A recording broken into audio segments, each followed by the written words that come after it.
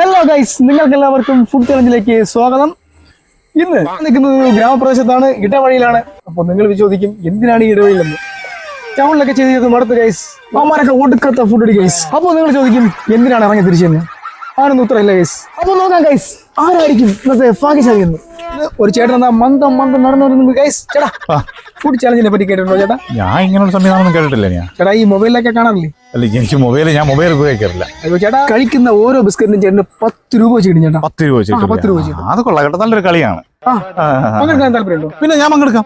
Okay ചേട്ടാ, എവിടെ നിന്നാണ് വരുന്നത്? ഞാൻ ഇവിടെ പള്ളിയിൽ പോയിട്ട് രാവിലെ പള്ളിയിൽ പോയപ്പോൾ ഞാൻ വിചാരിക്കുന്നത് വിശന്ന് വരായിരുന്നു. വീട്ടിൽ പോകണവരെ പിടിച്ചില്ല, കുറച്ച് പേർ നടക്കണം. പിന്നെ തുടങ്ങാം. പിടിക്കാം. വെള്ളമൊന്നുമില്ലല്ലേ കുടിക്കാൻ? വെള്ളമല്ലേട്ടാ ചേട്ടൻ ഓർമ്മയുണ്ടല്ലോ, കഴിക്കുന്ന ഓരോ ബിസ്ക്കറ്റിനും 10 രൂപ വെച്ച് കിട്ടും. 10 രൂപ. ശരി, തുടങ്ങാം. എടുക്ക്, പേപ്പർ എടുക്കണം.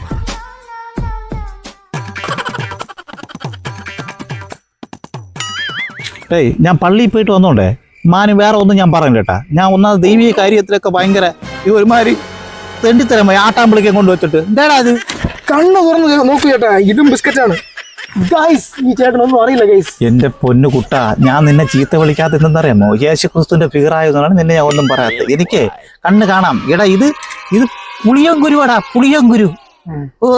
നിനക്ക് ചോദിച്ചേട്ടാ ഒന്ന് എപ്പിടിയാണ് അങ്ങോട്ട്.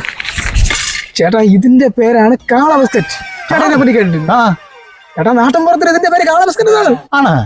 ഞാൻ നാട്ടുപുറത്തുള്ള അല്ല, ഇതെന്നെ മനഃപൂർവ്വം എന്നെ മനഃപൂർവ്വം തേക്കാൻ വേണ്ടിയിട്ട് നീ ഗീസൊന്നുമില്ല. പിടിച്ചാണ് ഇനി മേലാല് ഈ ആവശ്യമില്ലാത്തുള്ള ചലഞ്ചും ചിലപ്പമായിട്ട് നടക്കരുത്. പക്ഷെ ഞാൻ നിന്നെ തല്ലൂരായിരുന്നു. രാവിലെ നേരം വെളുക്കുമ്പോൾ ഒരു ആഹാരം കഴിക്കാതാണ് ഞാൻ പള്ളിയിൽ പോയി.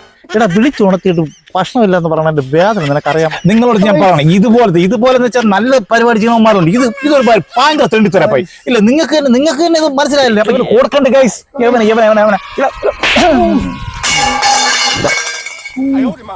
കിട്ടി ഗൈസ്, ചെറുക്കന കിട്ടി ഗൈസ്. ഇനി ഇതുള്ള വെറൈറ്റി കണ്ടതുകൊണ്ട് വീണ്ടും കാണാം ഗൈസ്.